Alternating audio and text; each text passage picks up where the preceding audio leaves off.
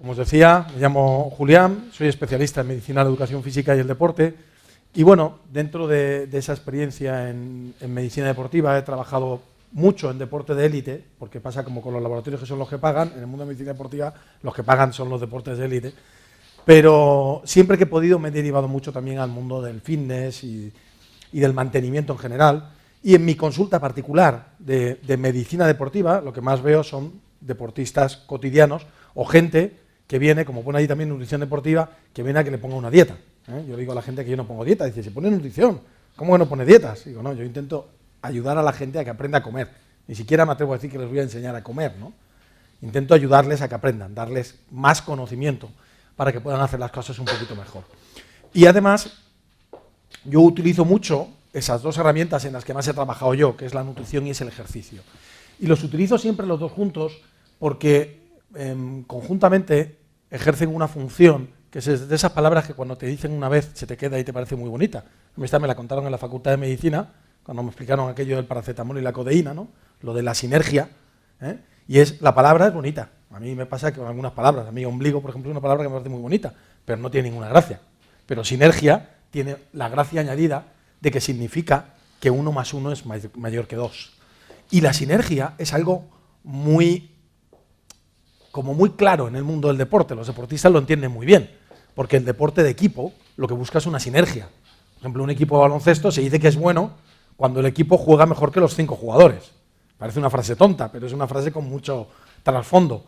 Yo hago un deporte que es poco conocido, y mucho me temo que aquí en Ciudad Real todavía menos, porque yo practico el remo, y practico el remo además pues parecido a lo que hacen los del norte, que hacen en traineras. Nosotros tenemos unos barcos en el Mediterráneo que se llaman faluchos. Yo practico el remo en el mar, que es mucho más a mí me parece mucho más bonito, perdón, respeto a los que lo hagan en los canales o en los ríos. Y los entrenadores siempre te dicen lo mismo, que no hay que tener 8 buenos remeros, hay que tener un buen barco. Entonces, ese concepto de la sinergia a mí siempre me ha llamado mucho la atención y me encanta, porque pienso que es lo que nos falta en el mundo, en la humanidad, ¿no? Aquí llega un político a jefe y ya no piensa en la gente que le ha votado, piensa en llenarse bolsillo. Eso es la antisinergia, ¿no? Entonces hoy vamos a hablar un poquito de esa sinergia y vamos a hablar de la sinergia entre nutrición y ejercicio, y entonces lo voy a plantear como una especie de juego en el que se dan algo mutuamente, ¿no? Entonces primero voy a hacer algunas anotaciones de cómo el ejercicio puede colaborar a un buen estado nutricional, como ya habéis comentado algunos de vosotros, y luego voy a hablar un poquito más a fondo, que a lo mejor es un poquito más mi tema, un poquito de nutrición deportiva, ¿no? Cómo con la nutrición podemos ayudar al rendimiento de los deportistas o a que la gente pueda hacer más deporte. Y el hecho de que esta nutrición y este ejercicio sean las patas fundamentales para la salud, no es que lo diga yo, está en un montón, podríamos hablar de trabajos, pero es que hay un manifiesto de la Organización Mundial de la Salud que generalmente pues, se ocupaba más de esos países del tercer mundo que no tienen agua, y un día de repente giró la cabeza a ese primer mundo y vio que estaban todos gordos. Y entonces, bueno, pues en 2004 salió un manifiesto hablando de la importancia del régimen alimentario y la actividad física para la salud. Y eso es una de las cosas que nos tiene que hacer reflexionar sobre el concepto de la medicina. Hemos hablado de que casi todas las investigaciones son de fármacos, hemos hablado de que la gente va al médico pidiendo una pastilla, y también se ha dicho que una de las cosas que hay que recordarle al paciente es el poder que ellos tienen sobre el desarrollo de cualquier cosa, de su enfermedad, de su salud, de su vida, de su felicidad. A mí me gusta mucho la frase que usaba mucho ahora que, bueno, pues la tenemos más en memoria porque falleció recientemente, Nelson Mandela. Yo cuando doy charlas de este tipo, lo que digo es que intento a la gente ayudar a ser un poquito más capitán de su alma y dueño de su destino, que es una frase de un poeta inglés, de un famoso poema que se llama Invictus, y que él se lo sabía de memoria y se lo repetía continuamente en la prisión, y luego pues ha utilizado mucho esa frase. Pero es verdad, y precisamente en este aspecto todavía más, porque somos un poquito víctimas de lo que nos rodea, y lo que nos rodea es, como nos ha puesto antes muy bien Laureano, es un bombardeo de alimentos que tienen una alta carga calórica y que al final es un gran negocio, que comamos mucho. El negocio de la alimentación es el negocio más grande que existe, bueno, probablemente superado solo por lo que tenemos más grande que el comer mal, que es el miedo. El negocio de los seguros probablemente es el único que supera el negocio de la alimentación. Entonces, bueno, pues es relativamente importante que le recordemos a la gente el protagonismo que tenemos cada uno. ¿Por qué hemos perdido ese protagonismo? La mayoría de la gente le preguntas por qué come y no te lo sabe explicar. Y dice, ¿qué come? Pues lo que hay. Bueno, pero ¿cómo es lo que hay? Pero todo lo que te ponen te lo comes. Hombre, no, si no me gusta, no. Ah, entonces ¿qué comes? Lo que te gusta. Bueno, no siempre. Y en realidad no saben por qué comen. Y sin embargo, como os digo, es uno de los factores más importantes para la salud. ¿Ok? Entonces, generalmente el tema del ejercicio con respecto a la ayuda en nutrición se suele hablar mucho de él cuando tenemos que hablar de los ajustes de peso. Ya no hablamos tanto de pérdida de peso porque hablábamos de la masa grasa, etcétera, etcétera. Y en ese sentido es importante reconocer lo que habíamos dicho antes, que la obesidad no es un aumento de peso, que es muy importante dónde está el peso, porque siempre y cuando no aparezca un aumento de peso por un tumor o por un acúmulo de líquidos, que puede aparecer también en la situación de un tumor, la variación de peso en una persona adulta se debe a dos grandes compartimentos. Cuando se hace lo que se llama antropometría, que es la medida del cuerpo, se divide el cuerpo en 4 compartimentos. El compartimento óseo, el compartimento muscular, el compartimento graso y uno que se le llama residual o visceral, que es todo lo que no está en esos 3 grandes compartimentos. ¿De acuerdo? Entonces, los dos que pueden variar en el adulto son la grasa y el músculo. Y claro, todos diríamos, bueno, pues yo lo que quiero es que lo que coma se vaya al músculo. O sea, que ojalá tuviéramos un switch aquí, ¿no? Esto para el músculo, esto para el músculo. Sin embargo, para que se vaya algo al músculo es dificilísimo. Tienes que estar yendo al gimnasio todos los días, pim, pam, tomar el alimento en el momento oportuno, esa proteína en ese momento. Es dificilísimo. Y sin embargo, que vaya la grasa es muy, muy fácil. Claro, la gente dice, pues esto está mal hecho, ¿no? Parece un diálogo de monólogo, pero está mal hecho. Y yo, la teoría que tengo es una teoría, yo la llamo la teoría del alien. La grasa es un sistema ancestral de supervivencia. La grasa aparece en la evolución porque permite sobrevivir más tiempo entre una vez que comes y la siguiente que comes. Entonces es como un salvador. Antiguamente, antiguamente digo millones de años, un homínido o prehomínido sobrevivía si llegaba a volver a comer. O sea, tú comes y estás vivo. Y si llegas vivo a la siguiente comida, sigues estando vivo. Ese era el truco, no había más. Entonces la grasa llega ahí como diciendo, yo te salvo. Y uno piensa, joder, qué buen rollito la grasa, ¿no? Viene aquí y me dice, yo guardo, cuando come, guardo las calorías y cuando no tenga te las doy. Pues eso es como el gobierno, que te dice Hacienda, no, tú dame el dinero que luego yo te lo devuelvo. Pues un poquito es parecido, ¿no? Entonces la grasa sí es verdad que cuando come se guarda las calorías, pero no es verdad que te las dé. Porque si fuera verdad, pensar un caso, ya no hablamos de la caquesia de un paciente oncológico, vamos a hablar del caso de los pacientes, por ejemplo, que se ponen en huelga de hambre. Si fuera verdad que cuando dejas de comer utilizas la grasa, un tío que se pone en huelga de hambre, a la semana, a la que lo filmaran las cámaras, estaría tú súper cachas ahí, fibroso, ¿no? Todos los músculos. Y sin embargo, si veis una imagen de alguna de estas personas, están muy débiles, no tienen nada de masa muscular. ¿Por qué? Porque lo primero que te autofagas, lo primero que te comes de ti mismo cuando dejas de alimentarte es el músculo. Porque la grasa se protege a sí misma. La grasa, como yo digo la teoría del alien, es que tiene vida propia. Lleva tanto tiempo ahí que ha desarrollado gran cantidad de sistemas, como nos han explicado muy bien, está tremendamente conectada al cerebro y es capaz de modificar nuestra conducta y de sobrevivir ella misma. La grasa tiende a mantener la masa de grasa y cuanto más grasa tenemos, más tiende a mantener esa masa de grasa. O sea, no se preocupa de tu cuerpo en realidad, se preocupa de ella misma. Y entonces cada vez que llega comida, el problema es que cada vez que llega comida, se la lleva. Y estas son las nuevas teorías de la obesidad, que en realidad no tenemos más grasa porque comemos más, sino que comemos más porque tenemos más grasa. Y ahora me diréis, ¿pero por qué tenemos más grasa? Pues probablemente por la alteración del patrón alimentario hacia alimentos de alto índice glucémico en gran parte y también por la alteración del patrón de vida y el estrés, lo que hablamos de la relación del cerebro, de ese estrés, de ese cortisol, de ese mal sueño, etcétera, etcétera, que favorecen ese mayor acúmulo de grasa y esa acumulación de grasa mayor al final pide más comida y lo que se ha visto es que el ser humano regula muy bien lo que se llama la energía disponible. O sea, un ser humano tiene que tener una cantidad de energía disponible. Viene en forma de azúcares, ácidos grasos, en sangre, está controlado. Entonces, ¿qué ocurre? Que cuando tú tienes mucha grasa, en cuanto comes, la grasa se la lleva. Y tú te quedas sin energía libre. Y tu cuerpo te pide comida. Te pide comida porque no la tienes. Esto es como si dijéramos, imaginárnoslo en dinero. ¿Qué pasa? Si tú recibes todos los meses tu sueldo y tienes que hacer los mismos gastos, mantienes una economía estable. Pero si a ti de vez en cuando te dan un montón de pasta y luego no te dan pasta y luego te dan un montón, cuando te dan mucha pasta dices, cago con ella, bueno, pues voy a coger fondos de inversión, voy a meterla aquí y allá. Pero claro, ya esos fondos de inversión te exigen luego mantenerlos y que les des dinero a ellos y que inviertas ahí. Entonces luego cuando llega tu sueldo normal, resulta que lo metes en los fondos de inversión y te quedan sin pasta. Pues tienes que volver a trabajar para conseguir más pasta. Es un poquito el lío en el que nos metemos con todo esto, ¿no? Entonces, Yo lo llamo el alien y digo que tiene más poder de nosotros sobre el que creemos, y tengo un amigo que es un especialista en cámaras de estas ocultas y consiguió sacarle una filmación. Y es lo que os comento, lo curioso del hambre es las estrategias que tiene, ¿no? Cómo nos autoconvencemos de tantas cosas. Cuando llevas muchos años trabajando con gente en el área de la nutrición, cómo se cuentan las cosas, ¿no? No voy a comer. Y, bueno, y al final, como dice la frase que viene ahora, el hambre consigue lo que quiere, ¿no? Y yo le digo a la gente que si cree que no es verdad, que no tiene un alien, hay una prueba de fuego para sacar a los aliens, para que salgan a la luz, que es el buffet libre. Cuando llegas al buffet libre, el alien se vuelve loco, empieza a pegar botes, coge de todo, que siempre parece que los platos de los buffet libres son pequeños. Y son platos así de grandes, pero siempre parecen pequeños, ¿no? No te cabe todo lo que quieres coger, ¿eh? Entonces, lo que pasa es que forma parte de nosotros. Entonces yo le digo a la gente que tenemos que entender al alien como una mascota. Y entonces tenemos que llevarlo, pues como se educa a una mascota, con cariño, con seriedad, pero con cariño, ¿no? Entonces, claro, no es lo mismo conseguir tener una mascota chiquitita, un perrito de estos majos, monos y muy bien educado y muy simpático, que tener un Rottweiler loco.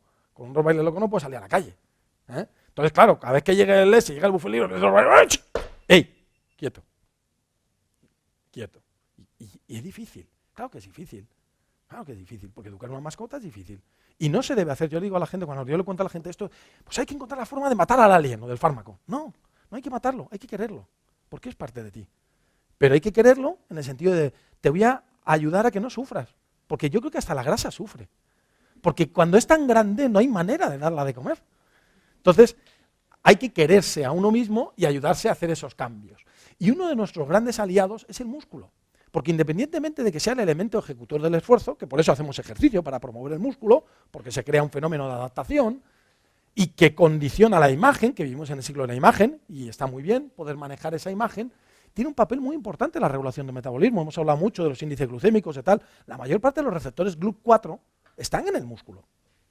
Y eso es lo que genera la diabetes tipo 2 al final, ¿de acuerdo? Entonces, lo podemos ver al músculo como un guerrero que lucha contra el alien, como nuestro aliado para luchar contra ese alien. Y entonces, ¿cómo vamos a afrontar la batalla contra la grasa? Bueno, pues frente a los atajos clásicos, las dietas de vaciamiento de glucógeno, de no tomar nada de azúcar, es verdad que pierdes peso. ¿Por qué? Porque el organismo almacena azúcar. Si no tomas nada de azúcar, lo primero que pierdes es el almacén. Y lo segundo es que por cada gramo de azúcar que almacenas casi 3 de agua. Luego encima pierdes mucho agua. ¿De acuerdo? Y lo tercero es que es verdad que las dietas esas tan pobres en azúcares, que son peligrosas, por supuesto, no son recomendables, pero elevan los cuerpos cetónicos, que son anoresígenos, que van a esas células a decirles, no tengo hambre, y tienes menos hambre. Pero, frente a eso que está ocurriendo, que estás perdiendo toda tu masa muscular al mismo tiempo. Y eso no es saludable, ¿de acuerdo? O la deshidratación. Dices, bueno, si puedo eliminar las reservas de glucógeno, que son unos gramitos, comparado, pues fíjate con el agua, que pues bueno, hablamos aproximadamente un 60%, depende de la cantidad de grasa que tengas. Las personas que tienen más grasa tienen menos porcentaje de agua, porque en las células magras el porcentaje de agua es alrededor de un 70 y pico, mientras que en una célula grasa el porcentaje de agua no llega al 20, porque sabéis que el agua y la grasa pues no se llevan muy bien, ¿eh? Entonces, bueno, podría perder mucho peso con el agua, y puedo perderlo, y es verdad. Y probablemente la mayoría de nosotros vivimos en un estado de subhidratación crónica. Lo que pasa es que lo tenemos asumido, porque el cuerpo, las cosas que pasan lentamente las lleva muy bien. El cuerpo se adapta con mucha facilidad o con mucha calidad a las cosas que ocurren lentamente. Pero probablemente todos mejoraríamos en nuestra salud si mejoráramos nuestra hidratación, simplemente. Una cosa tan sencilla como es. Pero bueno, lo que os digo es que estos métodos, que a veces pueden ser eficaces, son atajos y son peligrosos. Entonces, la realidad es que siempre que pierdes peso vas a perder grasa y tejido muscular. Cuando la pérdida es mucho más rápida, vas a perder más tejido muscular. Cuando la pérdida es solo con dieta, es decir, solo con restricción calórica, porque dieta es comer, es lo que decíamos antes, podemos entender dieta de dos maneras. Lo que hago durante un tiempo para comer de una manera distinta, o entender dieta en el concepto helénico de la palabra, que es casi ni siquiera comer, estilo de vida, ¿no? Pero bueno, si solo hago restricción calórica, pierdo más tejido muscular. Y si en mi aporte calórico hay menos proteínas, pierdo más tejido muscular. Por eso probablemente vosotros ya os habéis habituado en esa gente que no hay manera de que coman nada, por lo menos que proteínas las tengan, ¿no? Es un problema de casi de química básica, ¿no? De productos y finales y reactivos. Pero lo ideal es hacer una pérdida programada, con ejercicio y con dietas ajustadas en proteínas tendremos el mínimo peso muscular, la mínima pérdida muscular. Pero sobre todo, yo le digo a la gente que el problema no es la obesidad, que el problema no es el peso, es una bendición. La persona que come muy mal y no está obesa tiene un problema, que se cree que está bien. Y tiene los mismos problemas de colesterol, tiene los mismos problemas en sus arterias o más, y tiene los mismos problemas metabólicos. Y dice, ¿cómo le ha dado un infarto a Manolo si estaba delgado? Ya, pero ¿cómo comía Manolo? Claro, no, es verdad. Entonces, la obesidad es como una especie de expresión de algo que está funcionando mal. Y lo primero que está funcionando mal es tu hábito de vida. Entonces, la obesidad te está recordando cada mañana cuando te levantas y sales en el espejo. Esto se puede hacer mejor, chaval. Esto se puede hacer mejor. Y y así tenemos que entenderla. Entonces, lo que voy a hacer no es intentar evitar la obesidad. Voy a intentar cambiar tu estilo de vida. Y ya veréis cómo la obesidad sola va desapareciendo.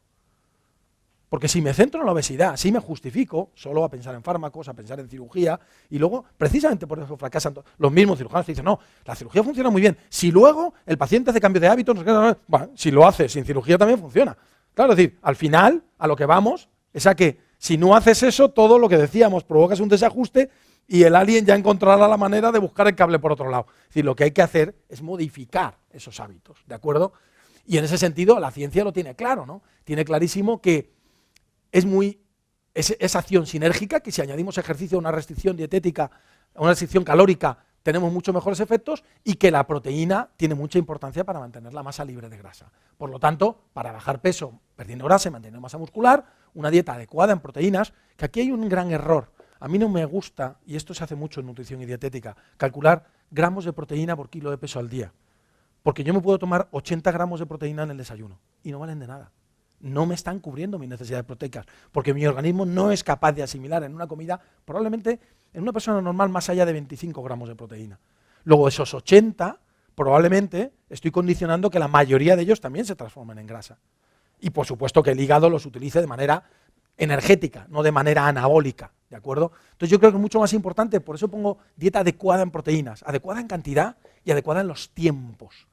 Daros cuenta que el organismo almacena y regula y controla y manda de un lado para otro y juega con las grasas y juega con los hidratos de carbono, pero no lo hace con las proteínas. Por eso es muy importante el dar un aporte de proteínas no alto, en dosis altas, sino continuo a lo largo del día y adaptado al tipo de actividad. Las personas, que luego hablamos un poquito de deporte, que estamos en deporte lo sabemos. El culturista sabe muy bien, aunque haga muchas cosas mal, hay muchas que hace muy bien. Y una de las que sabe bien es que tiene que tener las proteínas ahí a tiro del músculo cuando hace ejercicio, porque se abre lo que se llama una ventana metabólica y en ese momento esas proteínas van a tener muchísima más utilidad que la misma cantidad y las mismas proteínas en otro momento. ¿De acuerdo? Bien, y por supuesto asociar ejercicio. El ejercicio puede ser de gran ayuda en un correcto equilibrio nutricional, por eso cuando una persona que tiene sobrepeso me dice, doctor, quiero hacer algo con esto, le decimos, vamos a empezar a hacer ejercicio. Vamos a empezar a hacer ejercicio, ¿de acuerdo? ¿Por qué? Bueno, se han dicho muchas de esas cosas, ¿no? Que disminuye, utiliza la grasa, sobre todo la grasa abdominal, lo ha comentado antes Laureano, lo que hablábamos de los receptores GLUT4, aumenta el metabolismo basal, psicológicamente mejora la adherencia a los programas, sobre todo si haces algún ejercicio que desplaces tu peso corporal. Si tú sales con la bici con los amigos y cada vez que llega una cuesta te dejan el último, te das cuenta que tienes que perder peso. O si sales a correr y no puedes con tu alma, te das cuenta que tienes que perder peso y es más fácil que pierdas peso, ¿de acuerdo? Y esto es muy importante. Una persona gorda, activa, tiene menor mortalidad que una persona delgada, sedentaria. Esto es muy importante, porque el ejercicio reduce tanto el nivel de riesgo de toda esa comorbilidad que nos comentaba Laureano, asociada a la obesidad, que aunque no consiguiéramos perder peso, mejoraríamos muchísimo la calidad de vida de esos pacientes. ¿De acuerdo? Entonces, de nuevo, si tenemos a una persona un poquito pasadita de peso, vamos a lanzarlo a hacer ejercicio. Nos apartamos en este caso un poquito a un lado. Y frente a las dietas milagrosas, que se basan en esos trucos que decíamos, o en brujería, ¿no? O no, tienes que comer solo aguacate, claro, vas a dar aguacate hasta el gorro, ¿no? Yo le digo que a mí la mejor dieta es la de la U, solo comer cosas que empiecen por U. O sea, un filete, un cochinillo, Bien, frente a esas tonterías, el milagro de la nutrición saludable y el ejercicio. Porque además para mí es una cosa muy bonita, no solo porque se basa en la educación y el conocimiento, sino porque los cambios no solo son permanentes, sino que son heredables. La cultura se hereda y la nutrición es cultura. Y con la globalización estamos acabando con esa cultura nutricional. Antes habéis puesto por ahí la pirámide de la dieta mediterránea y una de las cosas que se dan abajo de la Asociación de la Dieta Mediterránea hablaba de tradiciones culinarias, de comer en familia, de comer en un ambiente agradable y conversando con la gente. El factor anímico que eso produce también es muy importante. Y yo el otro día comentaba con un profesor de gastronomía de la Escuela de Nutrición, me decía, no, es que hemos perdido las comidas. Digo, no, es más grave todavía, hemos perdido la conversación. Yo el otro día, en la comunión de una sobrina mía, me fui a la mesa de otro grupo de sobrinas más mayores, de 17 y 18 años, a quitarle los móviles porque había 15 personas en una mesa, cada una de ellas con su móvil. No se hablaban entre ellas. Y esto es algo que tenemos que tener en cuenta, porque cuando estamos hablando de la nutrición, de la obesidad, de todo esto son reflejos de todo eso. Estamos perdiendo al ser humano. Es lo que estamos perdiendo. Y se refleja en todo eso. ¿De acuerdo? Entonces yo creo que si conseguimos recuperar un poquito más ese valor de ser capitanes de nuestro alma y dueños de nuestro destino, podremos hacer todas estas cosas. ¿Ok? Desde el punto de vista técnico, ¿qué ejercicio? Pues yo le digo a la gente, que quieras. Toda la vida se ha dicho, hay que hacer ejercicio aeróbico. Pues ahora resulta que es el menos útil. Pero sin embargo es el más fácil. Pues entonces el que pueda hacer ejercicio aeróbico, que haga ejercicio aeróbico. Porque se ha visto que el ejercicio de fuerza mejora mucho más la masa muscular, que es casi tan importante como perder la grasa y también quema calorías. Y el que se ha visto que es el mejor, que ahora está muy de moda, son los interválicos. El spinning, este tipo de actividades intensas con descansos. Porque es una manera mediante la cual la gente hace en poco tiempo grandes consumos calóricos. Antes creíamos que no, creíamos que se gastaba más calorías haciendo ejercicio aeróbicos. Pero ¿sabéis por qué? Porque ¿sabéis cómo se medía el gasto calórico del ejercicio? Con una máquina que medía el consumo de oxígeno. Claro, si mides el consumo de oxígeno, mides el ejercicio aeróbico. Pero el ejercicio anaeróbico tiene otro tipo de gasto. Fijaros, si yo solo mido el consumo de oxígeno y comparo dos ejercicios iguales, pero uno aeróbico y uno anaeróbico, resulta que este consume muchísimo más. Pero si empiezo a sumar, por ejemplo, la deuda de oxígeno. ¿Qué es la deuda de oxígeno? Pues imaginaros, yo me voy a una regata. Nuestras regatas cortas son 3 minutos. Pero son 3 minutos ahí. Acaba la regata y dicen, ¿qué te ha ido la regata? Estupendo. Un regatón. Voy a contar. ¿Te has dado cuenta el vaco? Eso es la deuda de oxígeno. Pero es que, claro, eso es la deuda de oxígeno de una manera muy exagerada. Pero es que se ha visto que una persona que hace una clase de spinning tiene aumentada su tasa metabólico basal 24 horas después. Es decir, la deuda de oxígeno es mucho mayor de lo que nos creemos. Entonces, si medimos esa deuda de oxígeno y la sumamos, y encima medimos el gasto anaeróbico, que se puede estimar a raíz de una molécula que se produce, que es el ácido láctico, resulta que el ejercicio interválico produce mucho más gasto calórico que el ejercicio aeróbico. Lo que ocurre es que, bueno, el ejercicio interválico hay gente que no lo tolera igual de bien. Bueno, pues al final, ¿qué hacemos? Pues lo que yo le digo a la gente es que haga lo que sea, pero que haga algo. Lo que le guste, lo que pueda, lo que encuentre una vecina que lo haga con ella, para que lo hagan juntas, o lo que pueda implicar a la familia, o lo que le encaje en sus horarios, o lo que tenga cerca, lo que sea. Sí hay que vigilar en personas con sobrepeso, cuidado con los problemas vasculares, problemas de sobrepeso. A una mujer que tiene 90 kilos no le digas que se vaya a correr, y menos aún si vive, por ejemplo, en España, en Alicante tenemos un pueblo que se llama Alcoy, que son todo cuestas. Dices que se vaya a correr por Alcoy una persona con 80 kilos y le destrozan las rodillas en 2 días. Y ya no va a volver ni a correr ni a hacer nada, ¿no? Entonces, bueno, pues tener en cuenta ese tipo de cosas. Y yo le digo a la gente que añada siempre un ejercicio postural o de estiramientos. A mí me gusta mucho que la gente haga yoga, haga pilates, haga tai chi, por lo menos un día a la semana, porque también les hace tener conciencia del cuerpo. Porque una de las cosas que hemos perdido es esa conciencia del cuerpo, ¿de acuerdo? Entonces yo creo que es importante que también hagan algún ejercicio de ese tipo. Bien, pero sin olvidar que la clave para el control de peso sigue siendo el control de calorías. Si tú a una persona le dices, mira, te voy a poner a hacer ejercicio y sigue comiendo lo que quieras, aumenta de peso. Porque el alien se mantiene, incluso en río revuelto, ganancia de pescadores, saca algo más y la masa muscular va a aumentar. Luego vas a aumentar de peso.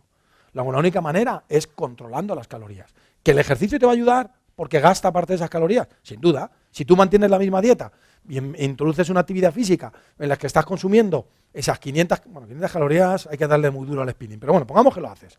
Esas 500 calorías que quiero conseguir negativas, Con esas 500 negativas al día, lo que estábamos hablando, llego a 3.500 negativas a la semana, unas 7.000 en 2 semanas, se calcula en un balance negativo de unas 7.500 para perder 1 kilo de grasa más o menos, pues voy justo en la línea. Pero claro, comiendo lo mismo.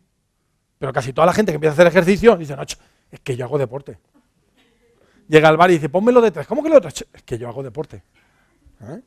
Entonces, normalmente se desajusta bastante la balanza por eso. Entonces, muy importante siempre controlar las calorías aunque hagamos ejercicio.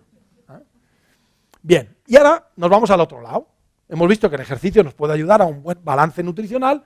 ¿Y cómo puede ayudar la nutrición al ejercicio? Bueno, por lo primero manteniendo la salud del individuo, porque ya estamos a unos niveles de mala nutrición que ya ni siquiera tenemos esa salud. O sea, ya es relativamente habitual que la gente tenga pues déficits nutricionales o déficits vitamínicos o déficits minerales en población que no tiene exigencias grandes de tipo físico. En deportistas, que son los que yo trabajo, os puedo asegurar que es el pan nuestro de cada día, ¿sabes? O una anemia, o un déficit de magnesio, un déficit de tal. ¿Por qué? Porque hemos entrado en una dieta tan monótona y tan pobre. Está llena de calorías, sí, pero de todo lo demás está bastante vacía, ¿de acuerdo? Entonces, bueno, pues hay que evitar esos problemas por defecto y hay que mantener un correcto peso y composición corporal y además les podemos ayudar a mejorar la recuperación.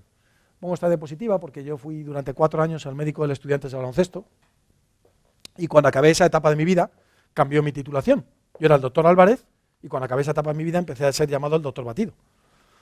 Porque yo a todos mis jugadores, cuando teníamos entrenamientos, cuando teníamos partidos, les hacía tomarse un batido nada más acabar, porque yo estaba como muy obsesionado con eso de la ventana metabólica y de aprovecharla, ¿no? Y bueno, pues eso que en mis tiempos, en los que yo hice aquello, yo estuve del 2000 al 2004, que incluso llegamos a una final de la Liga, llegamos a ser segundos de Liga porque nos robó la final el Barça, claro, los árbitros eran de Barcelona todos, pues ¿qué vamos a hacer? Bueno, pues fue bonito mientras duró. En aquella época, pues claro, la gente al revés empezaban a decir, Julián les mete algo. Es lo que pasa con los médicos deportivos y los triunfos. O sea, si tu equipo gana es que les metes algo. Entonces, bueno, pues en este caso, la gente hoy en día me reconoce un poquito más lo de la nutrición y en los congresos de médicos de baloncesto, pues voy todavía a mis compañeros a enseñarles cómo sean ellos, para que sean ellos también el doctor batido, ¿no? Y entonces, bueno, pues no es solo darles un batido después de entrenar, por supuesto que no. Eso es un elemento que es el que llama la atención, pero es bastante más complejo. Lo primero es que muchas veces pensamos que un deportista, como está en su peso, estará comiendo bien. Yo he tenido deportistas de élite, de muchísima élite, que comían de pena. Y me dice, bueno, entonces dará igual lo que coman. No, que coman de pena y sean capaces de conseguir un rendimiento, no quiere decir, A, que eso no está afectando negativamente a su salud, B, que el rendimiento no pueda ser mejor si encima comen mejor. ¿De acuerdo? Entonces, bueno, lo primero que hay que hacer es conseguir que tengan esa buena alimentación. Por supuesto, el peso es fundamental. Yo he estado también sido médico varios años de la Federación Española de Triatlón, también con triatletas pues como Iván Raña, Javi Gómez Noya, Ana Burgos, o sea, os hablo de campeones del mundo y campeones de Europa. Y en esos el peso era súper fino, claro, porque es un corredor, bueno, fijaos, no un corredor, en remo se dice que el timonel, que no rema, que el kilo de más que se pone el timonel, una décima que te suma en la regata. Con lo cual al timonel le decimos, ¿no le cortamos las piernas? Esto es un deporte vasco, es lo que tiene. Los que no se dejan, los timoneles que les cortamos las piernas. Bien, entonces es muy importante esa nutrición básica. Y luego, lo de la recuperación es lo que hablaba del famoso doctor batido. ¿Por qué? Porque hay que recordar una cosa, el ejercicio, estamos hablando, ¿qué bueno es el ejercicio? ¿Qué bueno es el ejercicio? Bueno, es una frase hecha, el ejercicio en sí es malísimo. El ejercicio malísimo. El ejercicio destruye todo. Pero lo que provoca el ejercicio es buenísimo. Porque por cada cosa que rompe, fabrica dos y mejor. Pero hay que fabricarlas. Entonces, si tú haces ejercicio y no le das al organismo lo que necesita para hacer esa reconstrucción, por ejemplo, yo me voy al gimnasio, yo quiero tener más bíceps, y me voy al gimnasio, pim, pam, pim, pam, pim, pam, ahí a machacar mi bíceps, para decirle, yo lo que estoy haciendo es decirle a mi bíceps, no me bastas, ¿vale? Y entonces mi bíceps lo que hace en ese ejercicio se rompe, y entonces en la reconstrucción dicen, tío, ya que vamos a reconstruir, vamos a hacer uno más grande, que este tío es un animal y nos va tal. Y entonces van construyendo uno un poquito más grande. Pero claro, si yo estoy destruyéndolo para decirle eso, y luego no le doy el material para construir uno más grande, lo que haría es ir perdiendo mi bíceps. no es una cosa que la veamos así, pero sí vemos mucho en deporte lo que llamamos los sobreentrenamientos, el síndrome de fatiga crónica. Y es algo que también se ve mucho en los pacientes oncológicos, los síndromes de fatiga crónica, porque en este caso se asocian a los tratamientos, se asocian a la enfermedad. Entonces, por eso es muy importante y por eso ellos utilizan muchas estrategias que tú les has dicho que son muy comunes a las que decimos nosotros, el espaciar mucho las comidas, el meter proteínas en muchas... ¿Por qué? Porque tratamos de evitar esos estados catabólicos. El ejercicio en sí es una situación catabólica, pero con la gran ventaja de que genera un estímulo anabólico, ¿de acuerdo? Entonces, bueno, siempre que hagamos ejercicios vamos a necesitar más de todo y además, si hacemos ejercicio profesionalmente, vamos a querer hacer lo mejor posible, ¿no? Y los planteamientos clásicos dicen, bueno, como una persona que hace deporte come más, pues ya tiene más de todo. Pues sí, pero no, porque hay muchos trabajos que muestran que con solo comida la mayoría de los deportistas tienen déficits nutricionales.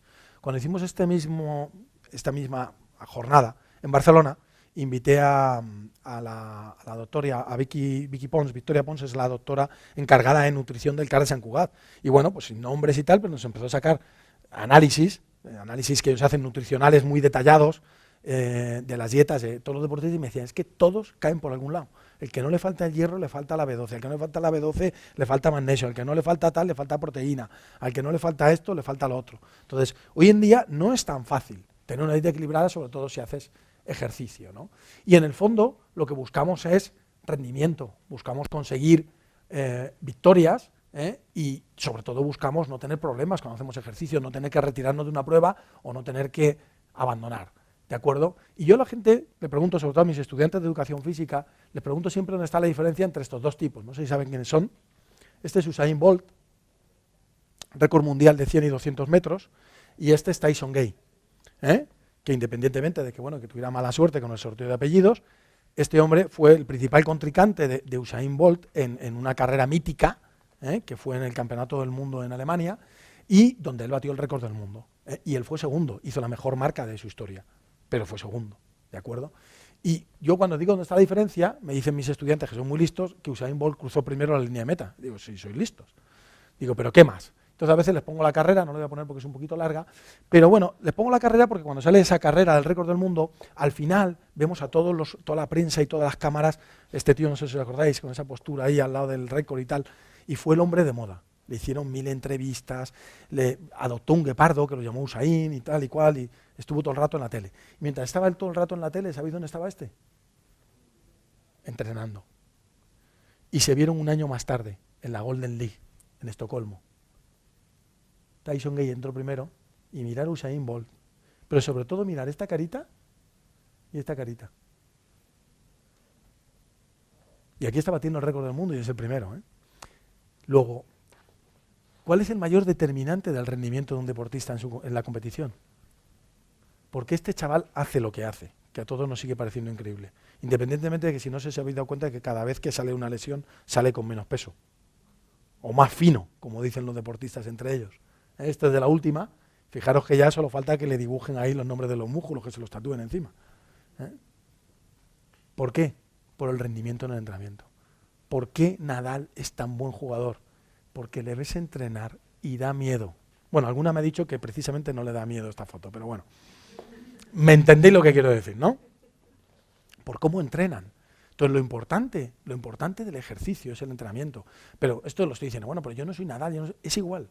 En mi entrenamiento, también lo importante, en mi deporte, también lo importante es el entrenamiento. En el deporte de una persona que hace deporte para no tener un infarto si quieres, o para perder peso, también lo importante es que ese entrenamiento sea útil, al revés, es mucho más importante.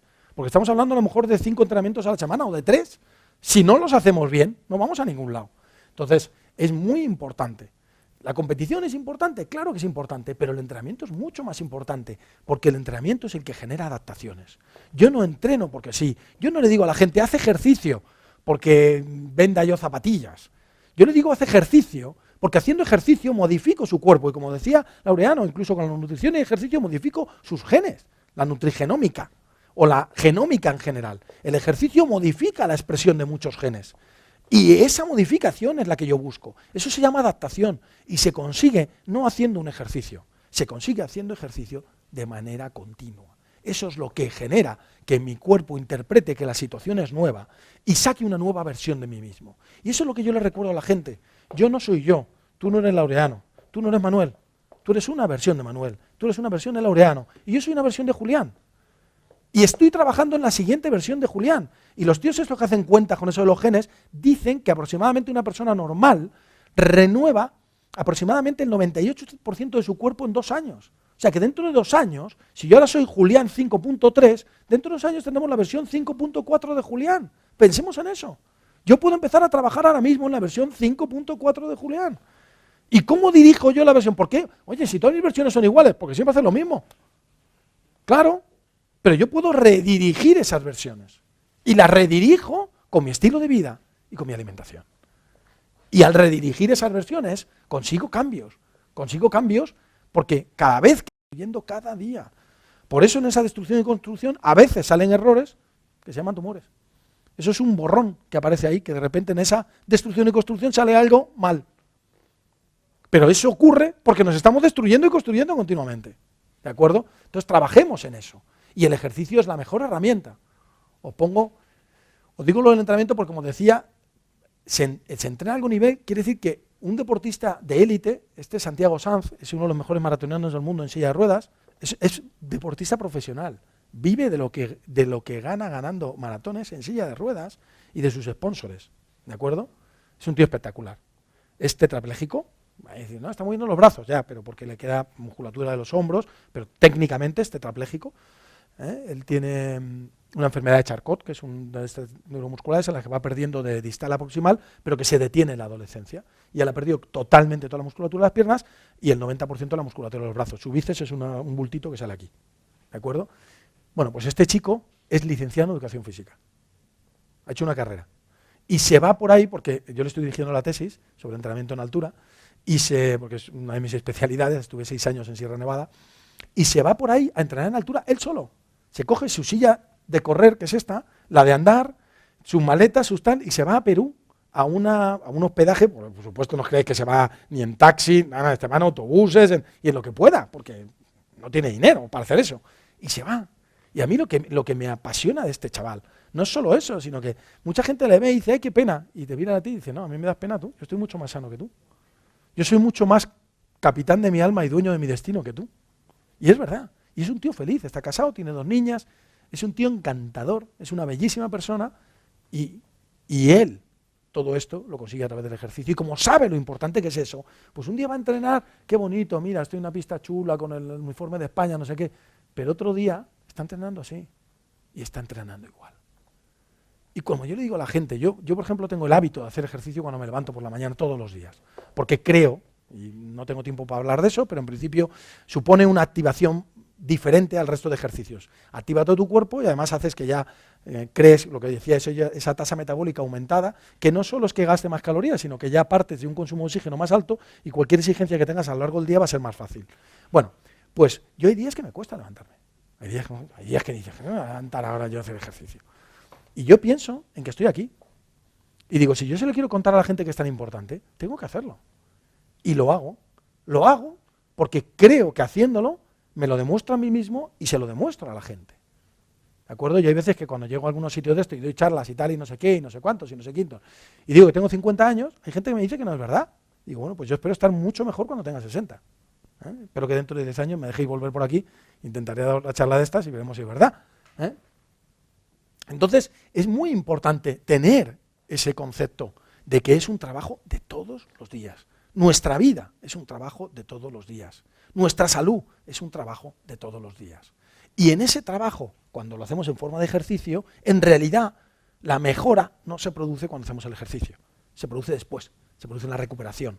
Por eso es tan importante la alimentación de la recuperación.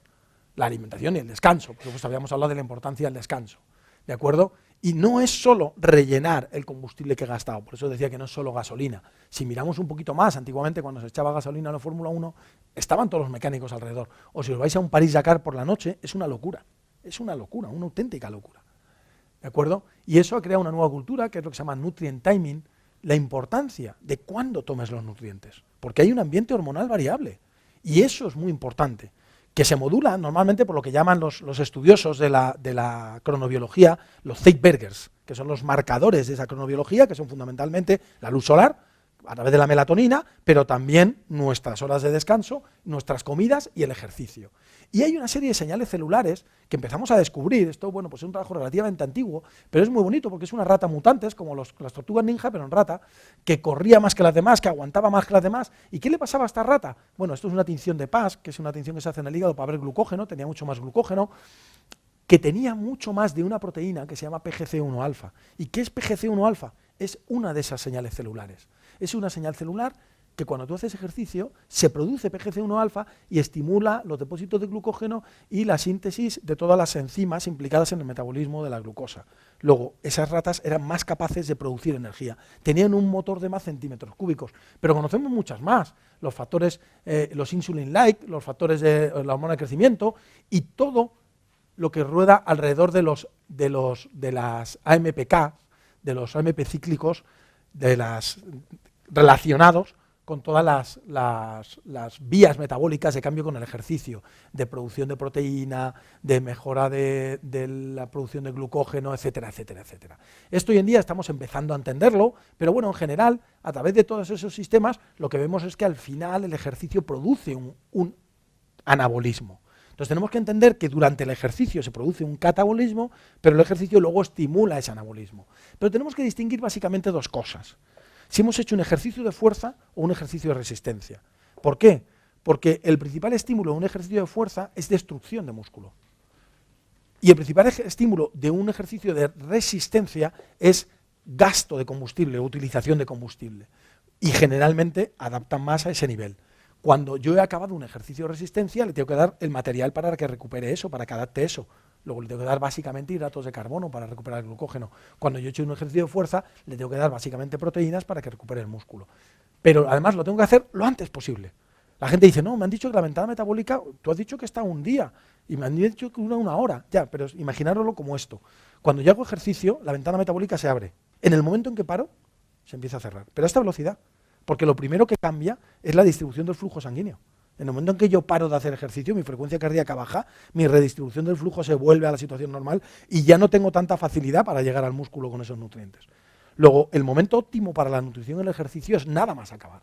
¿De acuerdo? Bueno, hay muchos trabajos desde hace muchos años que muestran esto, pero voy a enseñar el de recambio proteico porque es relativamente interesante, ¿no? Y esto además hoy en día lo ampliaríamos sumando hidratos de carbono. Esto es placebo. Esto es, y estos dos son un batido de proteínas, ¿de acuerdo? Esto es síntesis proteica, breakdown, catabolismo proteico y el balance neto. Cuando yo hago un ejercicio muy fuerte de pesas, estimulo la síntesis proteica, pero si destruyo más de lo que construyo, el balance neto es negativo, ahí no salgo ganando. Sin embargo, si yo hago el mismo ejercicio y les doy un batido de proteínas, esto es un batido normal y uno con más aminoácidos esenciales, es decir, de mayor calidad proteica, ¿qué consigo? Mayor síntesis, un poquito menos de destrucción, al final lo que da diferencia significativa, balance neto positivo. Digo que esto es poquito porque la manera de mejorar el freno del catabolismo es añadir hidratos de carbono, porque la insulina es muy anticatabólica. Durante el ejercicio tiene muy poquita actividad, pero después del ejercicio es muy anticatabólica, ¿de acuerdo? Aparte de ser anabólica, pero también es muy anticatabólica. Entonces, bueno, pues ya hay muchos trabajos comparando eso, hidratos de carbono con hidratos de carbono y proteína, y viendo que se mejora mucho. Entonces nos moveríamos en dos extremos. El ejercicio de mucha intensidad que daña mucho al músculo, en el cual ese batido de recuperación de hidratos de carbono y proteínas tendría más proteínas. Yo a la gente, para que no se líe, juego con unos porcentajes que casi valen para todo, ¿no? 70-30. Les digo, cuando es un ejercicio de pesas, 70 de proteínas, 30 de hidratos. ¿Ok? En este caso. O actividades de resistencia en las que hay poco daño muscular. Por ejemplo, esto es una de mis triatletas, no se le ve la cara, pero es una chica muy guapa. Tú te metes 5 horas en la bici y hay muy poca destrucción muscular, pero hay mucho, te bajas de la bici, como yo digo a los deportistas, se bajan de la bici y no pueden ni andar. Pero es distinto aquí, que te duele todo, y aquí, que te pesa todo. Entonces yo les digo, cuando te duele todo, 70% proteínas, cuando te pesa todo, 70% carbohidratos. Oye, y cuando no sé, porque es fútbol, tal, no sé qué, que no es ni lo uno ni lo otro, pues mitad, mitad. ¿Qué es lo que hace Cristiano Ronaldo, Cristiano Ronaldo le damos 2 batidos, uno que es para esto y otro que es para esto, y dice, ¿y en fútbol qué hago? Y digo, hombre, pues sería entre uno y otro. Y dice, ¿me puedo poner mitad y mitad? Pues póntelo. Y es lo que se pone. Entonces, bueno, lo que tenemos claro es que de una manera muy sencilla a la gente que haga ejercicio le podemos recomendar una nutrición asociada al ejercicio, que es nada más acabar el ejercicio, tomarse un batido de hidratos de carbono y proteínas. Más proteínas cuando haga fuerza, más hidratos de carbono cuando haga resistencia, ¿de acuerdo? Son estudios complicados porque fijaros que la mayoría de estos estudios se hacen a nivel muscular, la síntesis de proteína la valoramos por un aminoácido marcado, que es generalmente fenilalanina, se coge arteria y vena femoral de una pierna como pierna de estudio y de la otra pierna como pierna control, lo cual quiere decir que es difícil que la gente se prende voluntaria a esto, es relativamente complicado. Entonces, si veis, los estudios pues son de, no se ve casi, pero lo leo yo, 6 varones, 5 varones, 4 varones y 4 mujeres, pero lo bueno es la consistencia. Fijáis, algunos no llegan a tener diferencias, pero todos los que obtienen un cambio neto es positivo en un montón de estudios. Bueno, pues esto en las catalogaciones de evidencia no se estima la consistencia, pero para mí en ciencia es más importante la consistencia que la evidencia. Pero bueno, sería una cosa a discutir en otros foros, ¿de acuerdo? Y al final lo que está claro es que se puede mejorar esa adaptación que produce el ejercicio, y estos son algunos de los consejitos que les pongo yo a los deportistas. Cuando haces entrenamiento de fuerza, como no robas todo el flujo sanguíneo, puedes incluso tomar algo de aminoácidos antes o durante.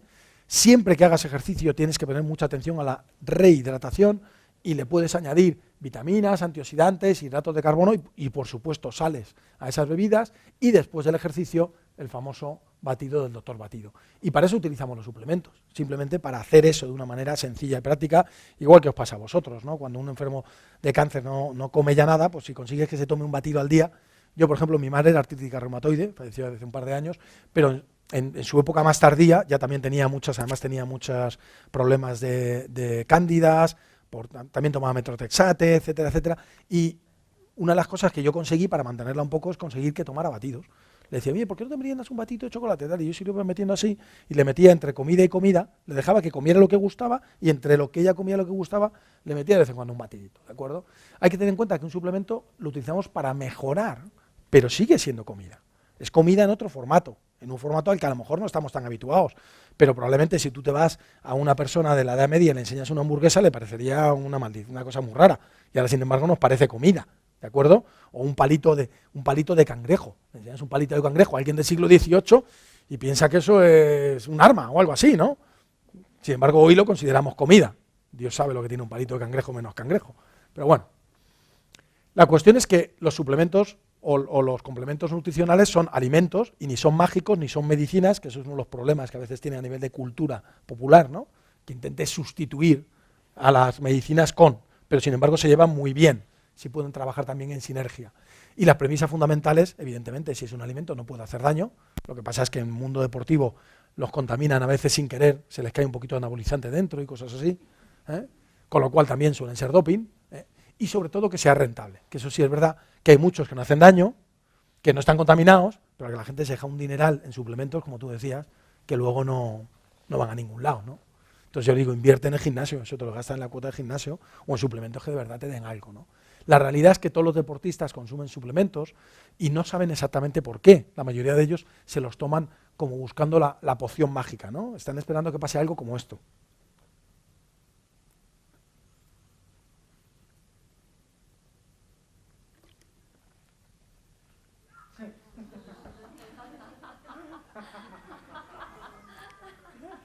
Mira la cara que se le queda al gato. Bueno, y bueno, yo le digo a la gente normalmente que eso, que la poción mágica no existe. Bueno, no existe.